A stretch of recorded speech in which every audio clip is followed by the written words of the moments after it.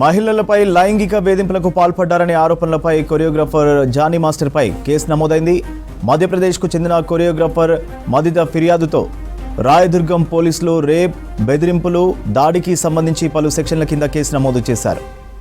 ఘటన నార్సింగ్ పరిధిలో జరగడంతో కేసును నార్సింగ్ పిఎస్కు బదిలీ చేశారు రాయదుర్గం పోలీసులు. డీటెయిల్స్ రత్నకుమార్ అడిగి తెలుసుకుందాం. రత్న, కొరియోగ్రాఫర్ జానీ మాస్టర్పై కేసు డీటెయిల్స్కి సంబంధించి అప్డేట్స్ ఏంటి? సూర్య, ప్రముఖ కొరియోగ్రాఫర్ జానీ మాస్టర్ మీద కేసు నమోదైంది. లైంగిక ఆరోపణలకు సంబంధించి కూడా ఇటు మదిత అనేటువంటి ఒక మహిళ ఇచ్చినటువంటి ఫిర్యాదుతో పోలీసులు కేసు నమోదు చేయడం జరిగింది.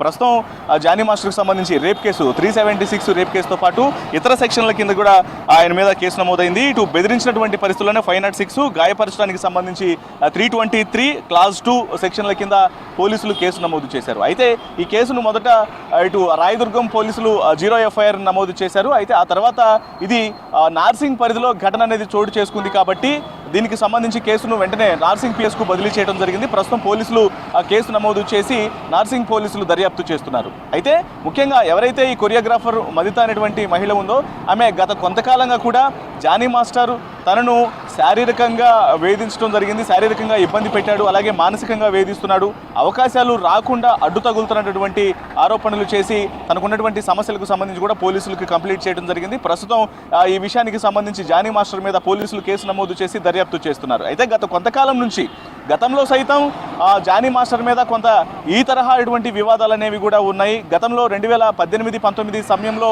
మహిళ మీద దాడి చేశాడు అంటూ కూడా అప్పుడు ఇటు పోలీసులకు ఫిర్యాదు చేసినటువంటి నేపథ్యంలోనే మేడ్చల్ కోర్టు 6 నెలల పాటు ఆయనకు జైలు శిక్ష విధించింది.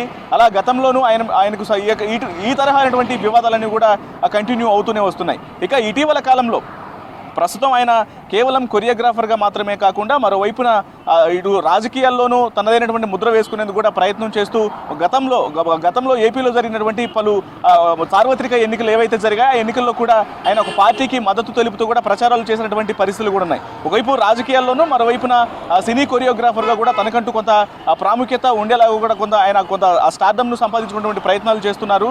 ఈ సమయంలోనే ఇప్పుడు మహిళలు ఇలా వరుసగా కంప్లైంట్లు చేస్తూ ఉండడానికి సంబంధించి కూడా పోలీసులు మరి గతంలో ఉన్నటువంటి ఈ కేసుల్ని పరిగణలోకి తీసుకుంటూ ఏ రకంగా చర్యలు తీసుకుంటారని కూడా కొంత వేచి చూడాల్సినటువంటి అవసరం ఉంది. ఇక ప్రస్తుతం సినిమాలతో పాటు పలు టీవీ షోలలో కూడా ఆయన జడ్జిగా వ్యవహరిస్తూ కూడా మరోవైపున కొరియోగ్రాఫర్గా పనిచేస్తూ ఉన్నాడు. ప్రస్తుతం ఈ యొక్క అంశానికి సంబంధించి ఈ కేసుల మీద నార్సింగ్ పోలీసులు కేసు నమోదు చేసి దర్యాప్తు చేస్తున్నటువంటి పరిస్థితి అయితే ఉంది. సూర్య.